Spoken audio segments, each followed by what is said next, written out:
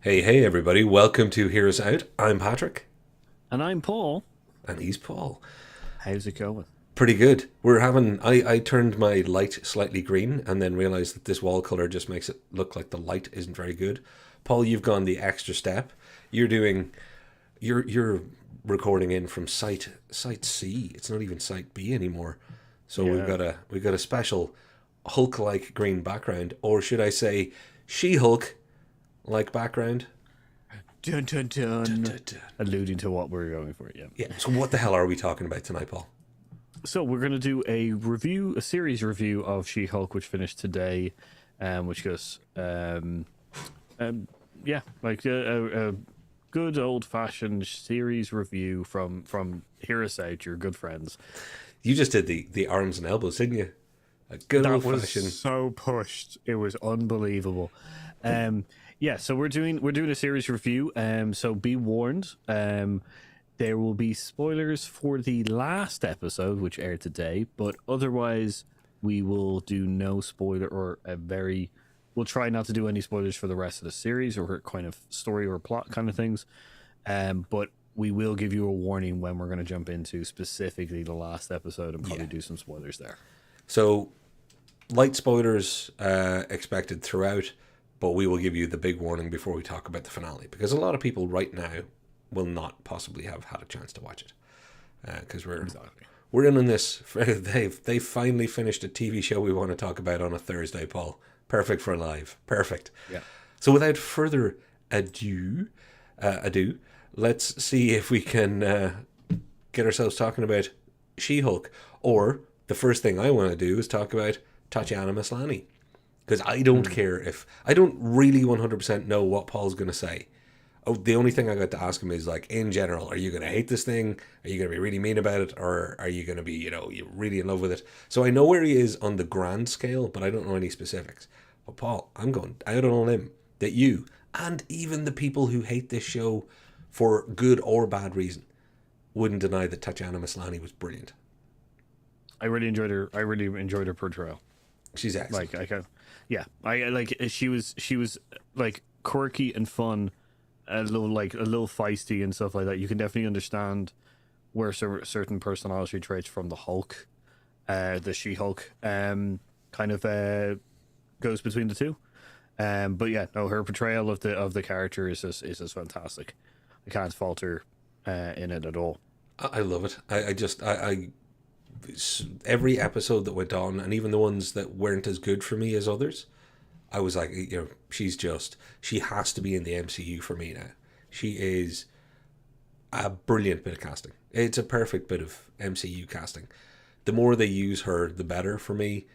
Not just for the character, but actually for the actress. Who I can't believe I never watched Orphan Black. I actually have not watched anything that she has made her whole career and reputation on. So I ended up finding out how good Tatiana Maslany was through She-Hulk. There's probably more like me, but I don't think this will hurt her career. Even though we've probably got to talk about it, Paul. Even though some people are kind of mean for no reason about She-Hulk, which is kind of funny because some people are mean for good reason, as in they just didn't like it. But the ones that were mean for no good reason end up being part of what this show really spends its time sending up. Yeah, I did enjoy this kind of, yeah, like I enjoyed this mirror image kind of thing of what they were suggesting, what the main story plot kind of thing was going through, which was good. And yeah, you are right. There's some people out there who have been talking about this in a very kind of derogatory and stupid Well, there were the way. people that hated it before it even came out. Well, that's the thing. Yeah, like a lot of the hate has been more about the fact that sorry, it's unfair. A small portion of the hate has been specifically targeted towards the cast, and specifically the main kind of cast, which is just unfair. It's just stupid because there's no point in judging any acting or story or anything like that until you see it. It's just the people who came out of the woodwork were the people who like hate the 2019 or 2016 Ghostbusters because it's an all-female cast rather than it's not a great movie. Yeah. But so I don't understand them. There's some people who I've read some of their reviews and stuff like that, and I do get where they're coming from, but I've also disagreed on it. But it's not been as kind of bad as just female cast. Well, if we do cast our minds way back to 9 weeks ago when the show started, obviously there were people downvoting it before they'd even seen it, all sorts of stuff like that. If we get past that kind of bottom end of humanity and go into one of the things that I think was a valid criticism, but doesn't bother me. So this was one of those criticisms that I was like, I see what you're saying, doesn't affect the show for me at all, and that was bad CGI. There was a lot of people talking about, the CGI isn't as good, blah, yada, yada, yada. And I'm kind of like, yep. And I think that first episode with actual, you know, what the hell is his name? Mark Ruffalo and the Yeah. Hulk that everybody is used to seeing, well, up to a point because it's all Professor Hulky, but let's leave that sleeping dog lie. The fact that the animation for them both, or the CGI for them both, wasn't as good, let's say, I have a straightforward answer for that. They've been doing Mark Ruffalo and that Banner Hulk for how many years now? They have so much data and so much effort and time gone into the back end that of course they're going to be able to master that better than the first time Hulk based on Tatiana Maslany. So did it bother you at all, the CGI? Like I noticed it, and it kind of sometimes I kind of went ugh, but mostly I just felt sorry for the CGI artists at that point. I think there was portions of it that I noticed it more, and it was when they were focused not so when they were focusing on her face, didn't really notice it and stuff like that. It's good tracking and everything like that, so it's perfectly fine. I think it was when they were doing stuff that was like more out of like either close-ups of a body part. So there's one part where you get an ankle, like her foot and ankle coming out of a car, just kind of like a close-up shot. That was more weird, like than like seeing her walk around the place and kind of in suits and stuff. But I do think your point of kind of they've been doing like Hulk for quite a long time, and the thing is that it's only recently that he's been doing like normal clothes Yeah, and stuff like that since Professor Hulk, and he looks weirder in normal clothes than he did in like Hulk smash mode. gotcha. And I do think that's specifically because it's a big green monster who's wearing shirts and stuff like that, and I think that's always going to be weird. So Yeah. you're just compounding that because now you're bringing it over to a lawyer who wears suits all the time and wearing normal clothes, and you just have to get used to that. Why do I feel we're going to end up talking about Donald Duck not wearing pants in a second? These are the entertainment mysteries. But to that CGI point, though, for me, again, a few things. I when I say for me it didn't affect it, that doesn't mean that it couldn't affect it for somebody else. So that's why I call it a valid criticism. I could see it. I don't think it was as bad as it was made out, to be fair, and it certainly wasn't as bad the whole way through. It wasn't consistently terrible. There was some mouth movement sync issues when you had full shots, and obviously height difference where they were full CGIing the head, and it's going to happen. But, and I've kept it up, and I used this in the bad CGI for economy of screen space. One of the other things that annoyed people, there's two other main complaints I've heard. It's a comedy show that wasn't funny. That seems to be the most common one. This is a comedy and it wasn't funny. Again, this is kind of like the CGI thing.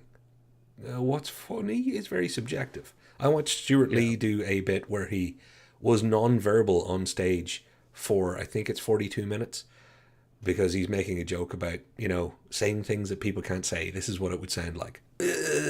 And he does it for that long. I find that funny. It would kill a load of people to sit there. This, I actually enjoyed the humor. I really did. I didn't think it was hilarious, and some episodes, not so much. But when it landed quite well for me. I think on the CGI thing, I also think a TV budget and stuff like that is a very thing that I know it's Marvel backed and stuff like that, but they're not going to get the same. They're not going to get the same budget as a film and stuff like that. So that's my end of bed. The putting to bed the CGI thing. I do understand for people, but I'm also not like that. So I saw it and grand same as you. The funniness, I think it's very difficult for a new character to come into the MCU and show their personality and then hit on every single beat. I think that's a big thing with it, because we got, like, this is a courtroom comedy mostly, or like it meant to be. Supposedly. So like, Yeah, yeah, because so it was one part courtroom comedy. yeah, so like, you're trying to get to learn. It means that it's more based on interpersonal relationships comedy more than kind of slapstick Thor or Hulk punching Thor right after they take down one of those Chitauri worm things, kind of Yeah. thing. It's not more. It's less slapstick. It's more kind of like, oh, that guy is a hilarious loser, and you know everybody knows this, and everybody makes fun of him, kind of thing. So, Yeah, and but it's you're getting used to the personalities. I think that's exactly because I couldn't really nail why some of the humor wasn't working for people so well. And I know, again, subjective. But I think you're right. I think that's probably it. Introducing a new character, particularly in a TV show, to everybody with all of the other side characters and world building that you're doing. Getting the type of humor that they were going for to work all the time is it's a bit of a challenge. Like there's little things that I think skipped a lot of people. For me, you know, there was a huge, and we'll talk about it in a moment, huge amount of douchebag guys. It wasn't shy about where it was going with that, and I'm fine with that. Yeah, have your theme. Hey, that bothered a lot of people. It didn't bother me, and I thought a fair few of their points were actually good points. But there was one point where it was like, oh yeah, Tesla truck. That's what this guy. And it was perfect. And no offense to all Tesla fans out there, Teslas are great and stuff, but there is, it was the perfect little sub joke of course that douche is going to be all Tesla trucky.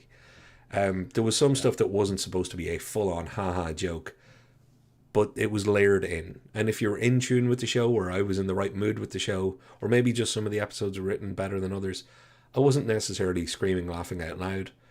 But I watched some very funny movies over the years that I haven't screamed and laughed out loud at. But I've come away thinking, God, that was really funny. That was great. Yeah. Yeah, Yeah. I definitely agree. I definitely think this is a little bit. I do think that, and it's not to belittle anyone, or in any way push on people's, like, I do believe that this was a little bit more kind of now I'm not going to say it's highbrow jokes, but I'm going to say that it's a little bit higher than normal kind of thing. Like I would say this is a similar comedy as like Daredevil would have been, Yeah. kind of thing, of in like a lot of kind of interplayer things, but it has to set itself into the MCU a lot more, and the MCU is a lot more kind of jokey, kind of like slapsticky kind of thing. So And I think their obvious nature with fourth wall breaking, etc., makes people think, oh, there's obvious humor here. And yeah, there is, but it's not their only type of humor. So yeah, I know what you mean. Highbrow is not the phrase for either one of us, but I don't think a phrase, is it left brow? Is it, I don't know. There's it's half brow humor. I don't know. Yeah, it's winky brow humor. But Paul, yeah, like, go for it. Sorry. I was also saying that recently enough, the MCU's items that have come out of the woodwork have also been the fact, like, you got Thor, Love and Thunder, which was just an absolute like joke kind of thing. So I think that the humor element of the MCU's fan base might be burnt off a little bit, Well, as well. yeah, So, and I didn't find, there's one of those things where Thor: Love and Thunder tried to be funny and didn't work for me. So I would hear somebody else saying what I'm saying about She-Hulk, they'd say about Thor: Love and Thunder. But Paul, we the elephant is in the room, and that's a weird phrase. Consider I'm about to talk about twerking. yeah. The post-credit scenes was one of my annoyances on the balance of the season, and it's because they started with post-credit scenes and then they dropped them, and I thought, be consistent, one or the other, and that's fine. Other than that, everybody lost their mind at the Megan Thee Stallion twerking one. I couldn't give a hoot and toot and poop about it. It didn't bother me. At the time I was like, yeah, it wouldn't have been my choice. That's not where I would have gone. And I remember talking to my wife about it, going, yeah, definitely not where I would have gone. But you know what? They're setting up their character. If this is, if this is fun loving for Jen Walters, I'm fairly out of touch. You know, I am not the generation of now, so I just kind of got on with it. But some people lost their marbles. I enjoyed the cameo, especially specifically because it was to do with a character, like I enjoyed all of that. I didn't lose my mind. I'm not I'm not the target audience for her music. Yeah, exactly. So So, like I enjoyed that's a very empowering thing, I guess, for kind of the characters, in the sense that they're like, it's once again showing another powerful woman, kind of like within the thing. I think a lot of this was like showing strong women who are having difficulties that are normal everyday life stuff, but with the caveat of superpowers and stuff like that. So I think a lot of people lost their minds because having Stallion in a Marvel movie or a Marvel TV show was just wild. I thought her presence and her cameo was all actually really good. And like I say, it it meant very little to me. That's it. We're Yeah. definitely not the target audience No. for that particular thing. So But do you realize that you just said something nice and understanding, and we're talking about empowerment there? So that's it. Our careers are over because it's only hate that sells stuff these days. The way, by the way, the way we could have got 1 million clicks on this video is if the title had been She-Hulk negative negative negative and just a big banner on our thumbnail that said negative review incoming. We'd have 100,000 viewers right now. yeah, But we're have not women playing that gone game. too far? Yeah. Damn women, now they want to be green too. That was the man's preserve. The Jolly Green Giant demands justice. Oh, man. Yeah, we're not going to fix the world. We're just doing a silly little YouTube show. People, be tolerant and be normal. Get on with it. Paul, before we move on, do you want to maybe have a little look at the comments with me? Yes. Thank you. Pop culture says the character She-Hulk was not my issue. She did great. I'm guessing that's to do with Tatiana. Mm-hmm. The bad CGI was so hard for me. I couldn't get into the show because of it. I end up watching some of the episodes on my phone because it doesn't look so bad. I binged it, by the way. How did you watch it? I watched it weekly. I knew you were going to do the binge, so I did the other, if you know what I mean. And Yeah, it's strange that we both so far seem to have come out with a similar thing, because I was wondering if the binge would make it better, in fact, because the off episodes, it did give me a little bit of a bad feeling for a week of, gosh, I hope this one's better. So I in one way, I wish I was binging it. I will I don't think I had time to process, but I will say that it's a bingeable show. Yeah, very much so. 9 So- episodes. And short. 9 short episodes. Duffy says I'm probably gonna wait until the new year to watch in case the online nonsense screws my opinion of it. Yeah, that's a Yeah. I'd say for says Rings of Power. skewers. But Yeah, it's a good point though, and same for Rings of Power. Well, actually, I started watching the Rings of Power show and I stopped, so I'm going to do the same. It's going to get binged at some stage. It kind of looks like Ang Lee Hulk CGI. Hey, well, at moments, it's not that at moments, but it's not that bad. And overall, the CGI. Hey, I would rate the CGI overall in the happily B minus B plus area, and for TV show budget, come on, pretty good. I would. The Ang Lee one looks like a balloon man. Yeah, I I'll say remember that. I heard Disney cut the budget for CGI for She-Hulk because they have been overworking their animators, so I think that played. Yeah, Yeah. like the animators animators in most film studios are probably just been, because CGI is becoming such a big crutch for movies that it's just becoming more and more difficult to kind of not have them overworked. Yeah. And we've then got the Donald Duck conversation started. Thank you, pop culture. That's exactly where my head was going to. Bruce says Stuart Lee bit was funny. That's about subjective comedy, and thanks for agreeing, Brew. I've got glasses now and I've got to start wearing them. Pop says the issue humor I had was dating and the job, so my son didn't get most of that. Okay, so it's. Yeah, I can't imagine this was as young family friendly, or not. It's friendly maybe, but connecting or aimed at. I think it was aimed at teens and above more than some of the stuff. Although I think you can definitely say that about the other good Disney Plus shows, such as Loki and WandaVision. I don't know how much they would have been necessarily, particularly WandaVision. I think it could have been a tough sell for a lot of kind of 6 to 8 year olds or 6 to 10 year olds. But I think it's a fair point, Pop. Yeah, like I feel like the TV shows. I think it's like one of these things like the Harry Potter films, that as the audience has grown up, it's decided that it's also going to mature. It's going to mature its material a little bit more. Yeah. Kind of thing, because like you can have the movies and still have them enjoyable for children, but then have like in jokes and stuff like that adults are going to really enjoy. But then I think the TV shows, because it's very hard. Like Pop Culture, you're doing a great job, but having your kids sit down for a 9 episode show. Yeah. Like, you know, I'm not a parent, so I don't know fully, but I say that's probably difficult. We've got to go to our ad break in a second, so I just want to take this as join us after our ad break. It's only going to be about 30 seconds long. Pop Culture, Gavin Duffy, Brew FM. We have some of the best supporters and subscribers. And earlier I was listening to another one of our subscribers, Matt Durdra, if I'm saying your name wrong, I'm sorry. Listening to their latest song. He plays with a band. It's great.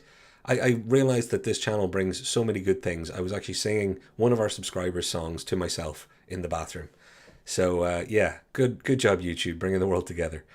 We'll be back after these messages when you're going to get to find out, and this is the bit for the clicks ball, why we hate She-Hulk so much and why they really shouldn't let women ever have TV shows.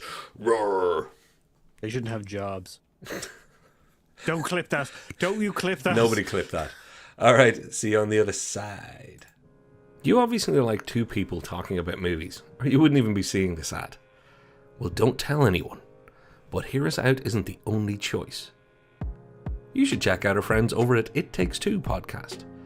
It's a podcast where two people take two films with the same plot or premise, watch it and discuss them.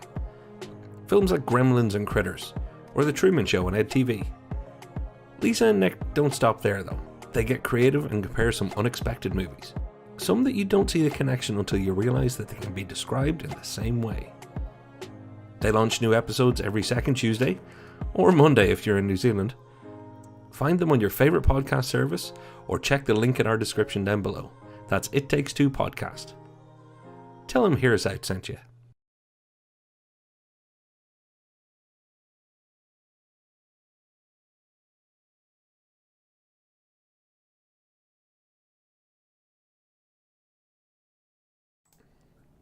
So everybody, we are back. Thank you very much. Now Paul, I've got to let everybody down. Our clickbait tactics, they're not really going to happen. We're not turning into those people. But what we will talk about, Paul, is so we've got Bruce, we've got the connection. That first episode, you made an interesting comment to me back when you watched the first episode at the start of all your binge for this. Mm-hmm. I'm going to let you make it yourself. I thought the first episode was good. Yeah. And the highlight for me was some really perfect fourth wall breaks where I was like, yeah, they're going to do it. They're actually going to be able to get this right. Tatiana Maslany, she's brilliant. This could go somewhere good. I didn't mind that there was a whole load of Hulk in it, but I could have probably lived with a little bit less. I kind of would have liked less Hulk, more She-Hulk. Or even more Jen Walters. Yeah, it felt so. The origins of the character, not minding them changing that's something that they're going to do. It makes perfect sense. Compared to the original thing, which is a blood transfusion, this is something else.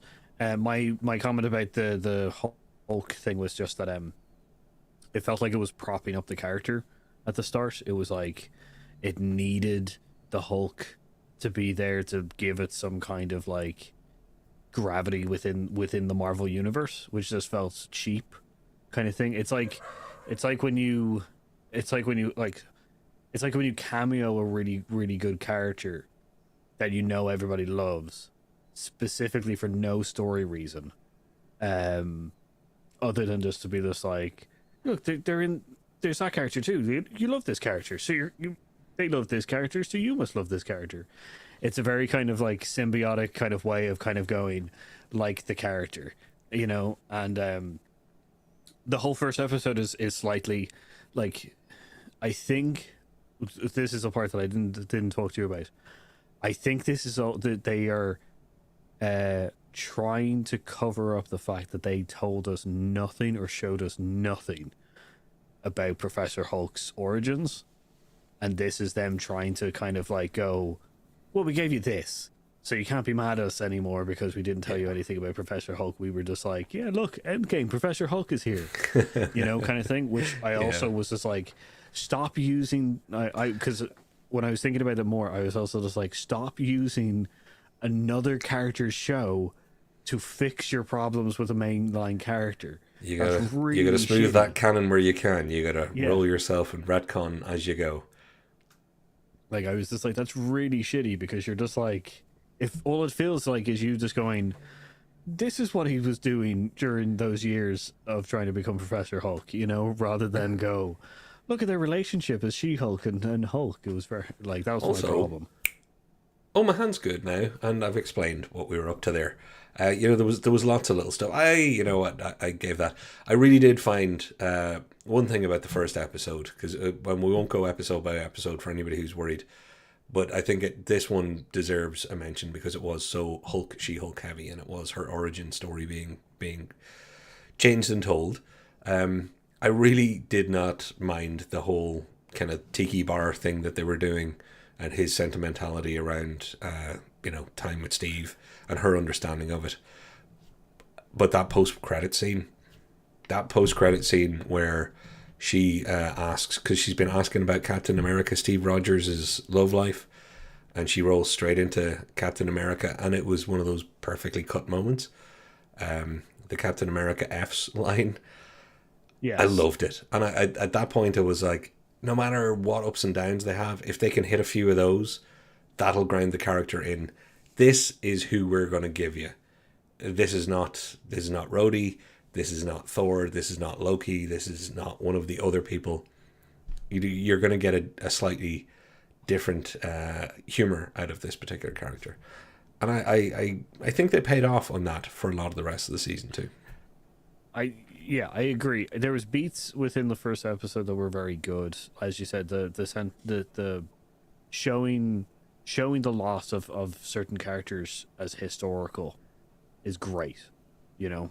And then having her humor come out in a lot of ways. But yeah, the whole training montage and stuff like that was very much just like, stop showing us this Zen crap that Bruce did because you didn't show us when it was important. Yeah. Well, I have two important comments that I can see out of the corner of my eye, Paul. One is Adeyemi says clipped, because he definitely has you now forever for what you said before the break. So that's it. Now we're both famous internet sexists after this show, which we aren't, by the way. You have to watch it all in context. God, I'm so scared of the internet sometimes. But pop culture's put in a very good point here of, said it perfectly, some of these Marvel and Star Wars shows seem to just be very expensive plot hole band-aids. Plot hole band-aids are releasing their second album down the street from here, I think. Because Plot Hole Band-Aids is now the name of my next punk band. I think that's fantastic. It's a great punk band. But it's also a great point, though. Yeah, they're becoming retcon exercises. We've got a budget for the story we're going to tell, and then 10% on top to fix all the other stuff. So, Paul, moving slightly on to the rest of the people in the show. So she had the positive side friends. You know, Nikki and Pug, and you know, some people came slightly later on, and some were antagonistic douches, which is the chap whose name I can't remember on the bottom. I don't even know what that character's name was. I don't remember his name either. Yeah, and that goes to show you, they just made him seem like douche number one, which I think was fair enough, and that bothers a lot of people. I'm like, no, just not every man's like that. No, not every man is like that. But there are some. Yeah. You know, not every person is a serial killer, but have you seen Netflix lately? They make a lot of shows about them. So yeah, there's some douches out there, and he be one. But I thought the Nikki character was fun. The Pug character, the guy friend in the office, I thought they introduced him kind of nicely, to be fair, with the whole "I'll tell you where the good bathroom is." I thought, okay, you've just set the table for that guy so quickly and so effectively. Well done. It You know, golf clap for it that. it's also great because both characters are also just like Nikki and Jen are both just like, kind of thing. Not in a kind of like, oh, he's an attractive guy. It was more this, that is a handy thing to give to someone, but Yeah. also not generally socially Well normal. done. Yeah, So you're weird, but weird in a good way, which is yeah, something that I think has been written in some of my performance reviews over the years. So I empathize with that chap. So I thought the side characters, the let's say the positive side characters in general, I thought they were quite good. There wasn't enough time in the show, so they were short episodes. They were covering a lot of stuff. I'm kind of fine that they were surplus to requirements for a deep dive, but were used as plot devices and as ways to tell more of Jen Walters or She-Hulk's story. I thought that was fine. Not every character is going to get served that well in a brand new show. I I will say that also those characters like having like the kind of nice they had a douchey kind of over the top Smitty character Oh yeah, from New Girl, like the evil brother of Smith.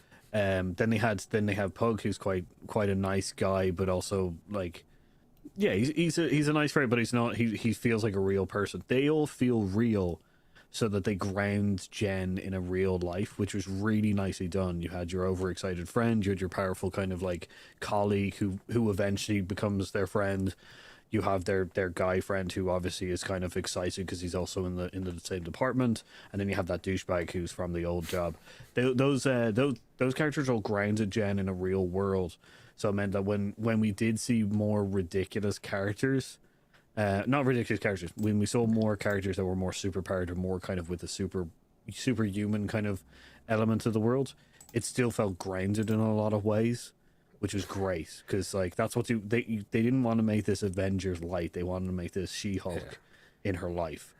Um, and I love you, brother, because you're able to psychically segue because the next thing is the other side characters like Titania. yeah, Ooh, I really like Jamil because I love Good Place, and I remember her from British TV show T4 over here. Um, I'm not sure. I'm not sure. I understand what she was there for. I think it was strange. There was one of those, again, didn't bother me too much. There was a really bad wire work kung fu kick in that very first fight that stuck out. Like, why didn't the editor take at least 2 frames off that? You left it too long. The eye picked it all up. I don't think she did a bad job. I didn't get a whole lot from the inclusion. It again, gentle plot device for She-Hulk in places. yeah, I agree. Titania is an interesting character in the comics and stuff like that. But she's a very dated, I would also say, character in the comics.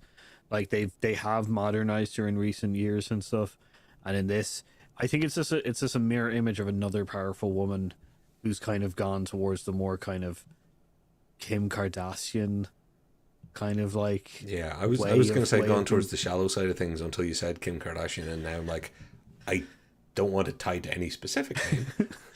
when I I say know what more you're kind saying. of, I know what you're saying. if it feels like a caricature of like of a kind of like I am powerful yet I'm also a woman, where it just that feels weird in the sense of having Titania do it because she's super powered and kind of, so it's a weird kind of like mix of kind of going, this is your mirror image to Jen.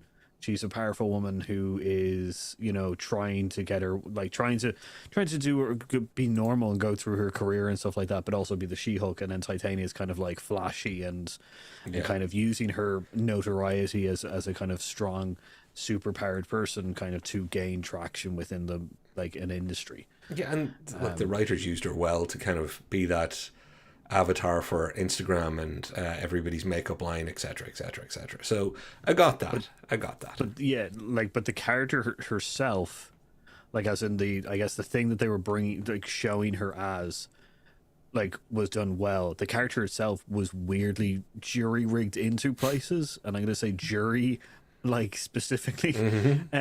She was placed into positions with with She-Hulk that was just like, this seems ridiculous. How like when your character breaks the fourth wall and goes, how does nobody see how she's specifically here because of me?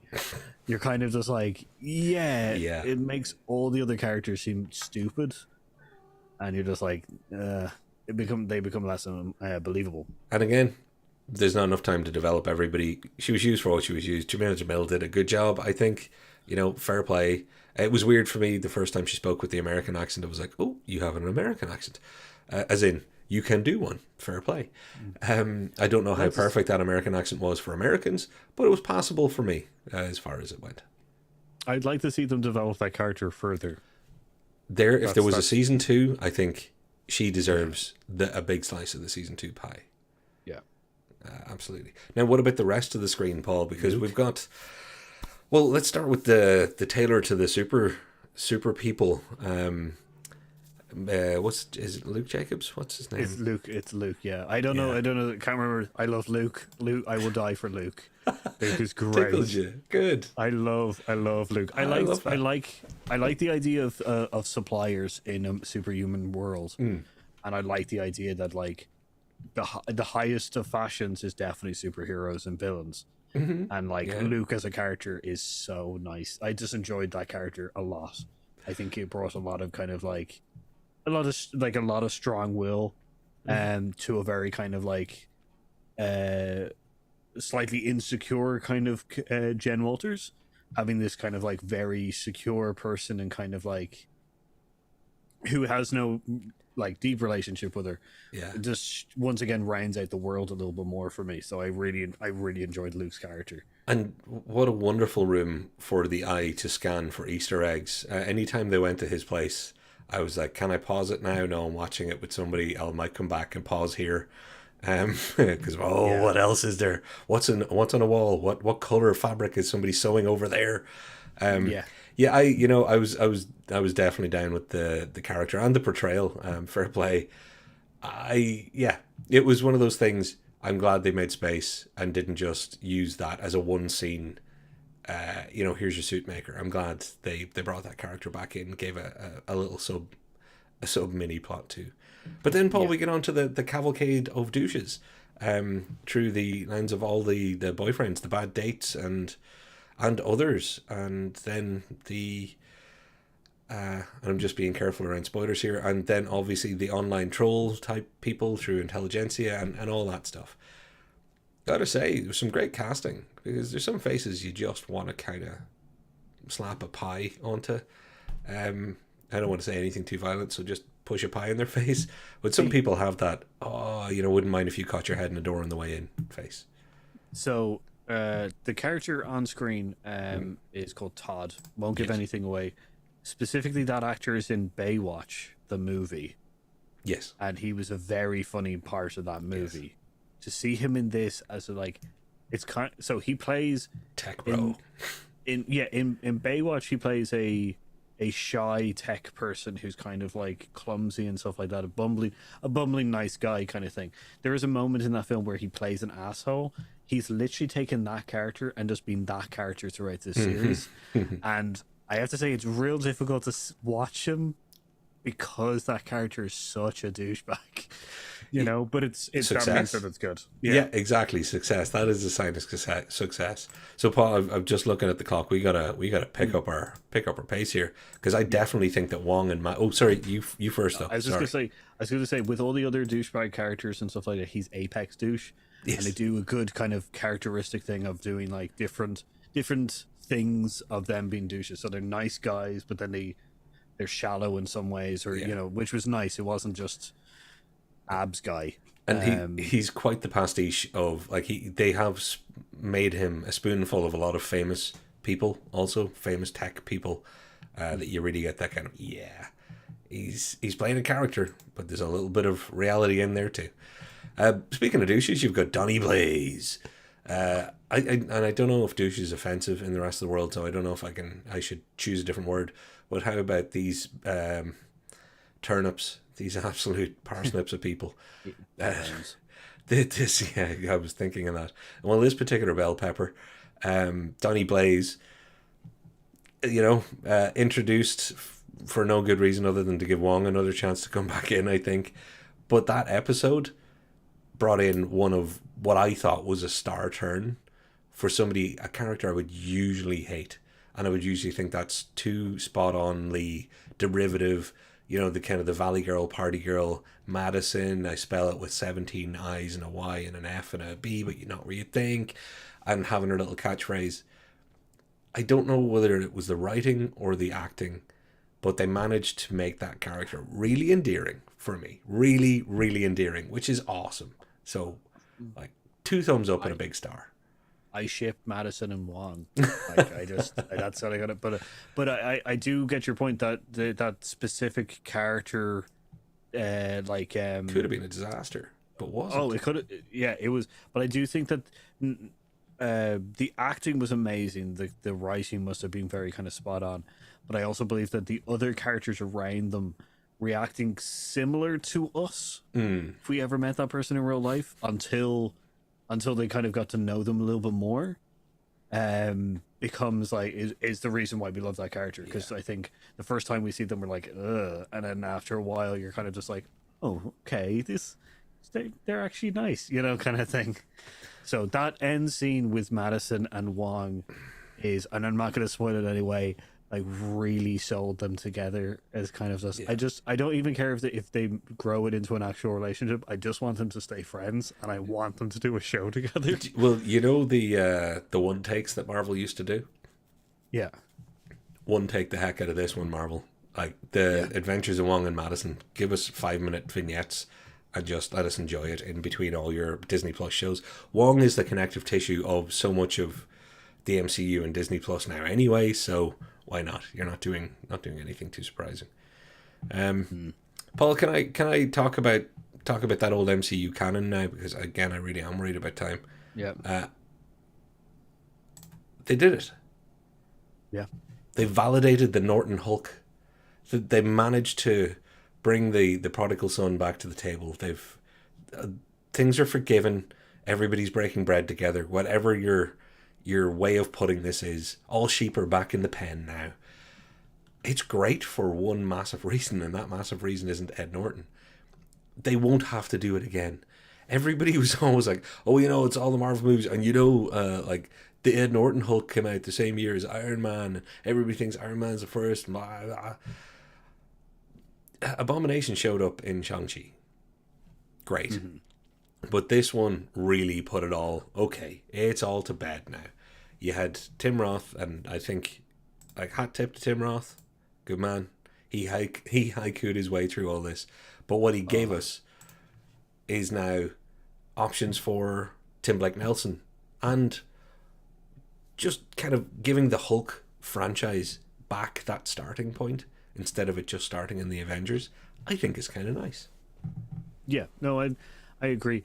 Like, I know, because the after scene for the Hulk was Tony Stark turning up, kind of thing, which did added to it. But this is like laying concrete foundation onto the ground, and just being like, it is there. So, like, kind of thing. So I do agree. There's a lot of really fun characters in this. Like, also General Ross was like always in the MCU, but I do think it opens the door for a lot of other characters and stuff to come back in, which is great. Because like Tim Roth was amazing as which goes Emil Blonsky.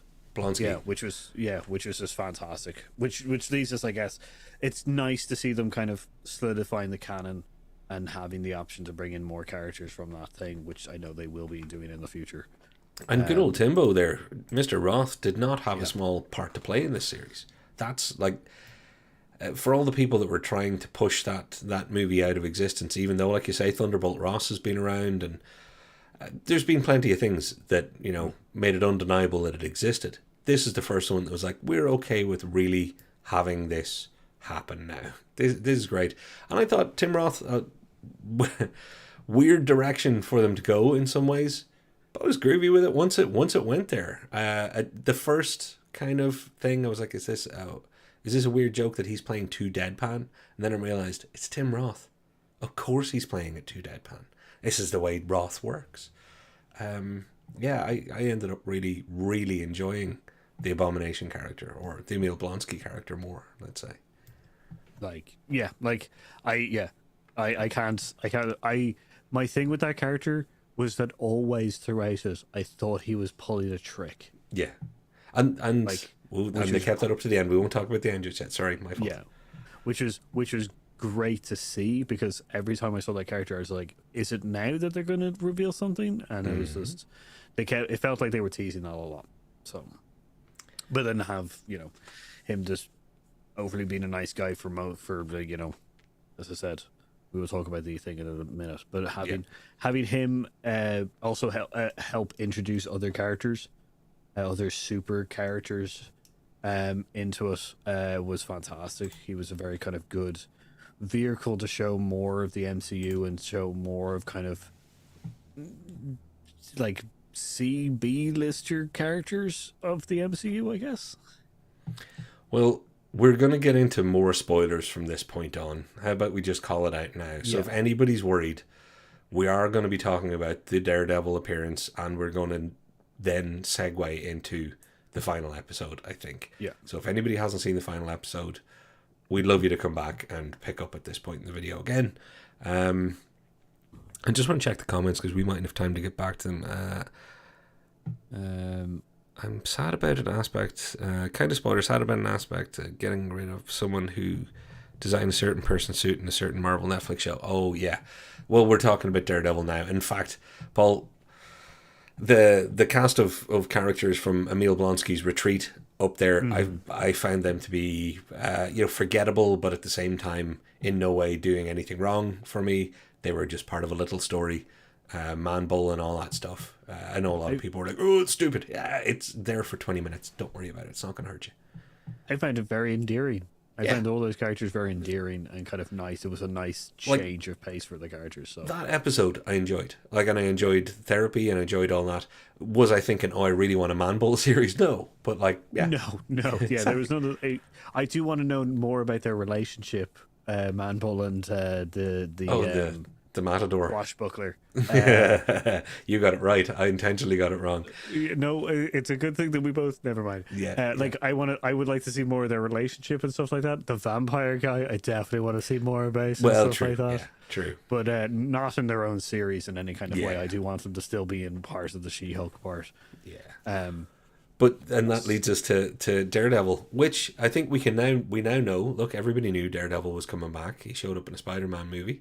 We all thought, this is Daredevil. It's the same actor from the Netflix series.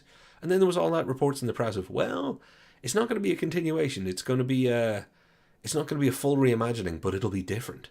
It's not going to be the same. I got that feeling from the very first scene that he showed up in She-Hulk. I was a bit like, I can tell they're approaching this slightly different. That isn't the Matt Murdock that I left on Netflix. Yeah. Bothered me for 5 to 10 minutes. Because then I was like, okay, I can roll with a new Matt Murdock. I guess I got what I got before. I didn't think I was ever getting it again. I don't hate this one either. I had to have that, new underwear feeling of, right, let's get settled here. And once I did, I was down with the new Daredevil. He's a bit more lighthearted and a bit kind of that's brutal. Yeah. He's more. Yeah. It's more lighthearted. I think they specifically did that with the change of costume colors and everything like that. I think they were trying to go, this is a different Daredevil than the one that you know from Netflix. But the actor's the same. Kind of thing. But this is the thing, is we don't also know yet, because we haven't seen him in a situation in which he would have particularly gone off on someone. Yeah. So that's another thing, because with Daredevil being in the Spider-Man movie and in this, they're all lighthearted movie and shows, that it would be very weird if he suddenly beats someone like nearly to death.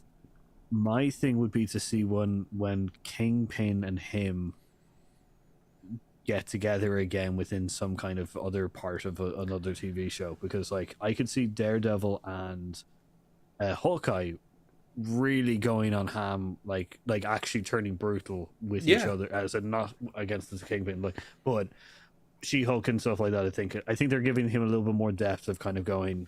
He's lighthearted when he needs to be, but not lighthearted when And that's the thing. you I think they've taken some of the Matt Murdock pain out of it less. Like, I'm not worried that they've taken the Daredevil tough or brutal end of things out. What they've definitely done is taken the Charlie Cox, Matt Murdock, somber, brooding thing, and they've lightened that up a bit. Yeah. And weirdly, now can we talk about the final episode? Because weirdly, having him and her really be kind of seen as maybe this is something we could try as a little bit of a love connection, a little bit of an item. I thought their chemistry was great. I thought they actually worked really well. And as he has played the Daredevil character in this show, it kind of makes sense. It works nicely. So yeah, I was very happy with the Daredevil experience that they gave us. I did feel that it was very, very real, very on point, and yeah, I do. Their character relationship was very, very good. It felt very natural, kind of thing, which is also very, very nice. So I can't in any way, just like I do feel the ending of jury rigging him back in, because this is yeah, I guess so. The major spoilers, Full spoilers ahead, and Yeah. now that I've said it, can I just jump in, Paul, and go? They fixed everything that I've already complained about on this whole stream so far by completely fourth wall breaking that last episode and pointing out, hey, anywhere where we were going wrong, we're actually almost even calling ourselves out for that with a massive ruse. So yeah, they could have had anything fall out of the sky, Daredevil or anyone else. If Elektra had fallen down behind him and just not stood up, I would have been like, okay, well, that's a nice call that he's moving on to somebody else. I don't know. Yeah, spoilers ahead. Paul, don't be afraid to talk about anything now, because that last Yeah. episode was crazy and brilliant as far as I'm concerned. So, like, up to a certain point, got it. Did think that there's a moment where they reveal the bad guy. They reveal Todd is the head of Ingentia and Intelligentsia, yeah, that's right. Intelligentsia, and then having him essentially, because they have a subplot going on about stealing blood, which shows up in this, and then have Abomination be Abomination, Yeah, and then how Hulk crashing in. it was so perfect to build up. It was such a shock part that I was like, oh, this is real kind of fucking. And then having her stop it all and then break the fourth wall was very good. I did enjoy the Kevin. Oh That yeah. was very cool. I did really enjoy that part. Having her sit down and kind of fix, as you said, like not like retrospectively go back and be just like, I like having Hulk come in and save me is a bit bad.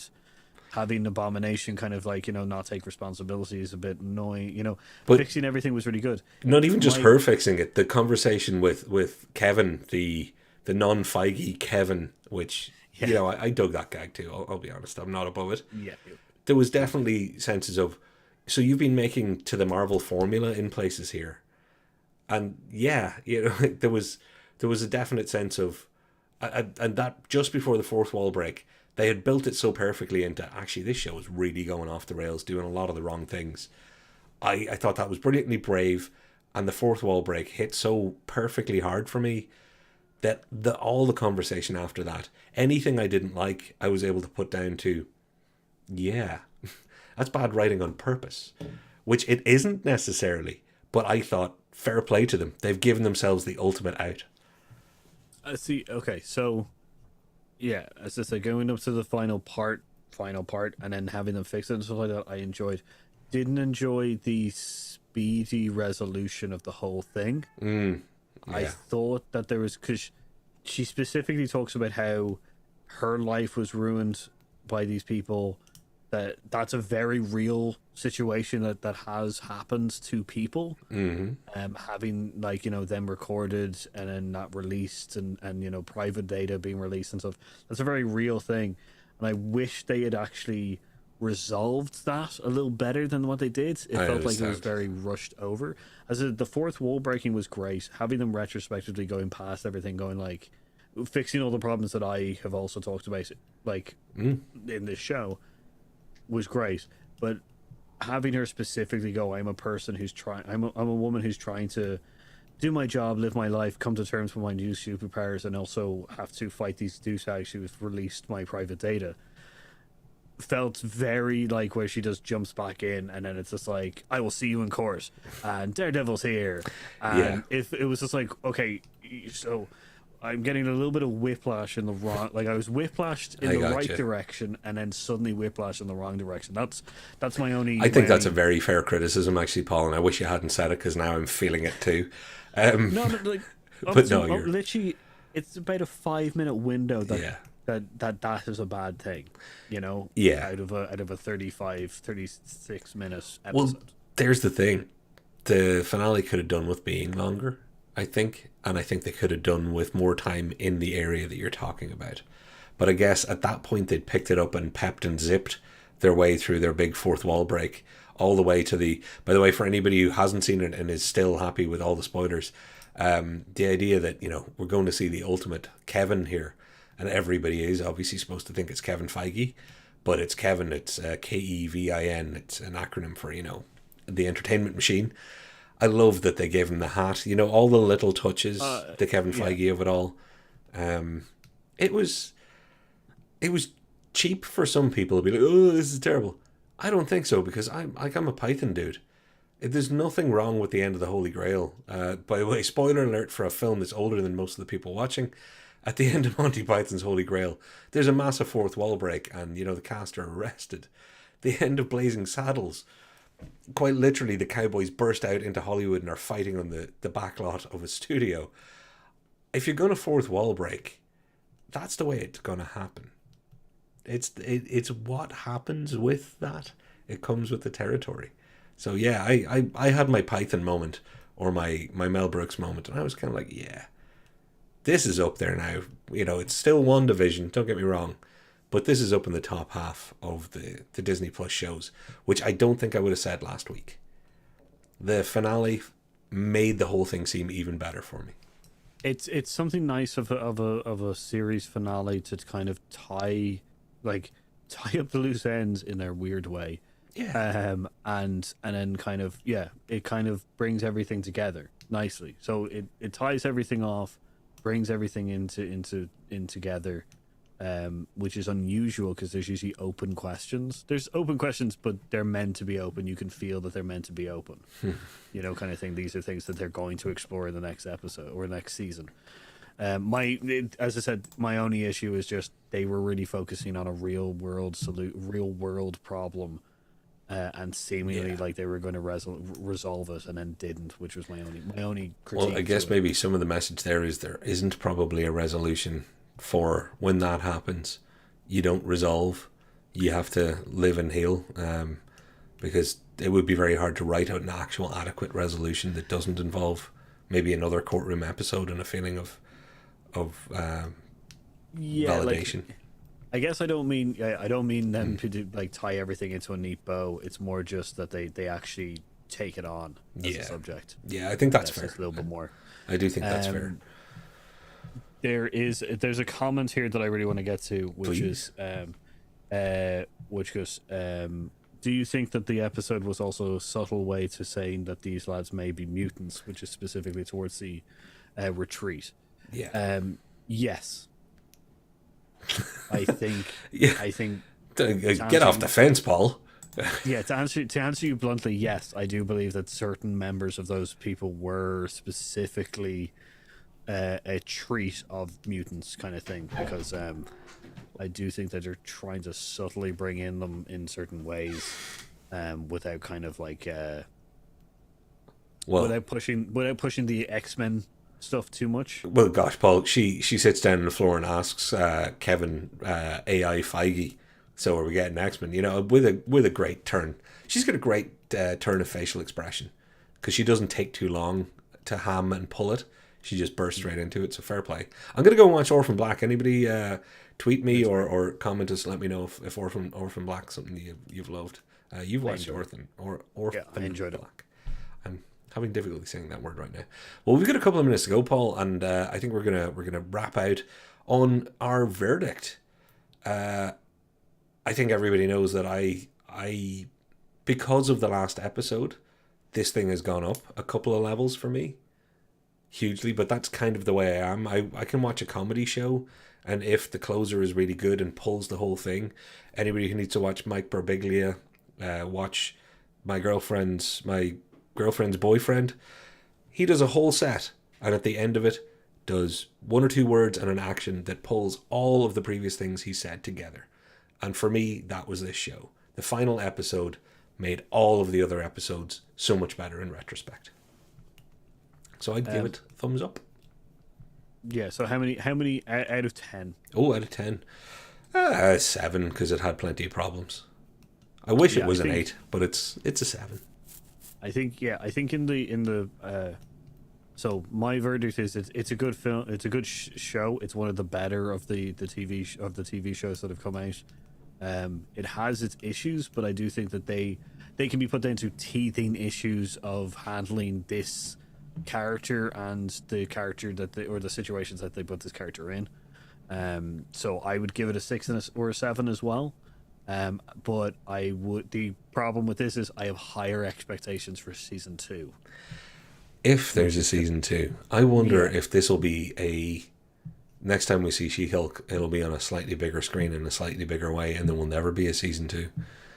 And I'd be okay with that, but you know what? I would too.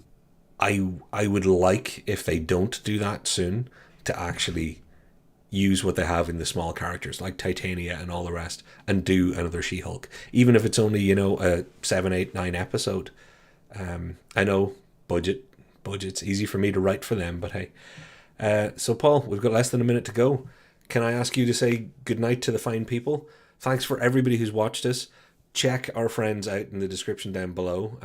Pop Culture, It Takes Two podcast, my good friend Paul on the Homebrew Quest. That's your search term, folks, for YouTube. Paul, ask them to do things and say goodbye. Yep. Like, subscribe, ring that notification bell. We're trying to get to 500. Thanks very much. I've been Paul. I've been Patrick. And we've been Hear Us Out. We'll see you next time, Hulk Outs. Oh, the retro start of the final episode was brilliant, and I grew up watching that Hulk show, including when she flips over the car, and it was a perfect rendition of the original Bill Bixby show. Blew my mind. Absolutely loved it. Made me smile. Bye. It was great.